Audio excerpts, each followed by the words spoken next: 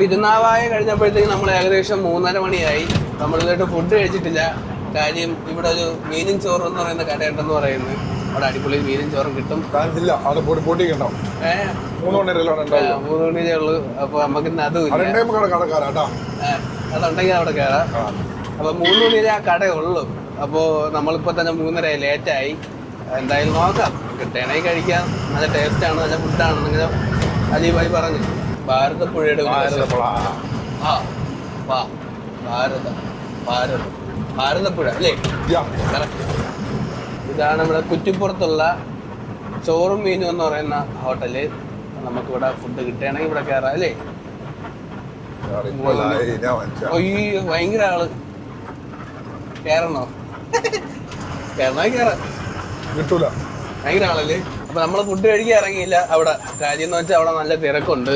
നമ്മളിപ്പോ കഴിക്കാൻ ഇറങ്ങുകയാണെങ്കിൽ 1 മണിക്കൂർ കഴിഞ്ഞ് അവിടെ നിന്ന് ഇറങ്ങാൻ പറ്റുമോ തോന്നില്ലല്ലേ? അതിനുള്ള ടൈം നമുക്കില്ലല്ലോ.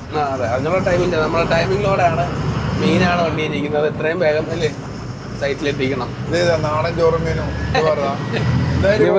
ഇനിയിപ്പോ തൊട്ടടുത്തുള്ള നാടൻ ചോറോ എന്തെങ്കിലുമൊക്കെ കഴിക്കുക ഉള്ളതായിക്കോട്ടെ അല്ലേ? സമയം ഇപ്പോൾ ഏകദേശം 4 മണിയായി. നമുക്ക് ഫുഡ് കഴിക്കാൻ പറ്റിയില്ല. പിന്നെ നമ്മൾ എന്ത് വിചാരിച്ചു, അവിൽ മിൽക്ക് ആക്കാന്ന് വിചാരിച്ചു. അങ്ങനെ അവിൽ മിൽക്ക് മേടിച്ച് കഴിച്ചിരിക്കുകയാണ്. അവിൽ മിൽക്കും ചെറിയ ജ്യൂസും. കൊള്ളാല്ലേ? വെറൈറ്റി അല്ലേ? ഇത് കുറ്റിപ്പുറം പഴയ പാലം, അത് പുതിയ പാലം. ഇത് ബ്രിട്ടീഷുകാരുണ്ടാക്കിയത്, ഇത് കേരള ഗവൺമെൻറ് ഉണ്ടാക്കിയതല്ലേ? അത്